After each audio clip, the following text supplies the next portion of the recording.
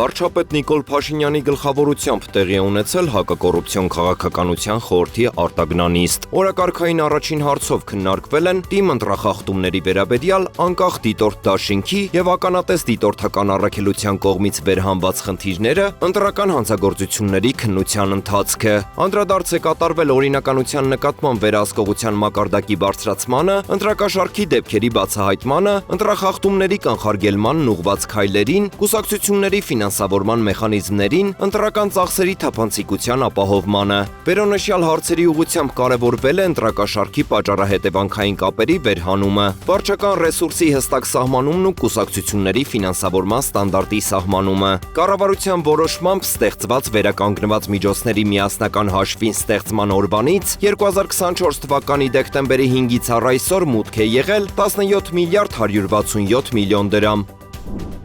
Համաշխարհային բանկը կանխատեսում է, որ Հայաստանի տնտեսությունը 2025 թվականին կաճի 4%-ով, 2026 թվականին 4,2%-ով եւ 2027 թվականին 4,5%-ով։ Նման կանխատեսում է ներկայացված Համաշխարհային բանկի 2025 թվականի հունիսի գլոբալ տնտեսական հեռանկարներ զեկույցում։ Հիշեցնենք, որ Համաշխարհային բանկի Եվրոպայի եւ Կենտրոնական Ասիայի տարածաշրջանի վերաբերյալ վերջին տնտեսական զարգացումները զեկույցը, որը հրապարակվել է այս տարվա մայիսին, պարունակում է նմանատիպ կանխատեսումներ Հայաստանի տնտեսության համար ընթացիկ եւ հաջորդ տարիների համար։ Իսկ Համաշխարհային բանկի հունվարյան գլոբալ տնտեսական հեռանկար զեկույցում Հայաստանի տնտեսական աճի կանխատեսումը 2025 թվականին կազմել է 5%, իսկ 2026 թվականին 4,6%։ Այսպիսով հունիսյան կանխատեսումը նվազեցվել է համապատասխանաբար 1 եւ 0,4%-ային կետով։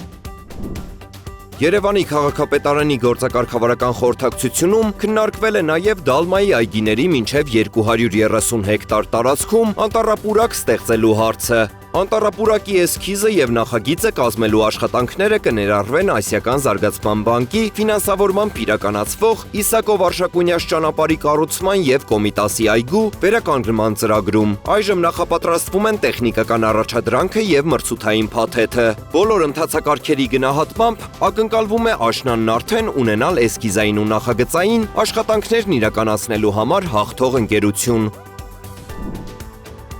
Զբոսաշրջության կոմիտեն ներկայացրել է 2025 թվականի մայիսին դեպի Հայաստան զբոսաշրջային այցելությունների թիվը։ Ըստ հրապարակված տեղեկությունների 2025 թվականի մայիսին Հայաստան է այցելել 181,436 զբոսաշրջիկ։ Նախորդող տարում զբոսաշրջային այցելությունների թիվը կազմել է 2024 թվականի մայիսին 167,049։ 2025 թվականի հունվար-մայիս ամսին դեպի Հայաստան առավել շատ զբոսաշրջային այցելություններ գրանցվել են Ռուսաստանից 37%, Վրաստանից 15% եւ Իրանից 8%։ Ներկայացված է նաեւ 2025 թվականի հունվար-մայիսին Հայաստան զբոսաշրջային առավել շատ այցելություններ գրանցած երկրների վերաբերյալ հետեւյալ վիճակագրական տվյալները։ Հայաստանի Հանրապետության սահմանային անցման կետերով այցելությունները, ինչպես նաեւ զբոսաշրջային այցելությունները ըստ սեռի եւ տարիքի։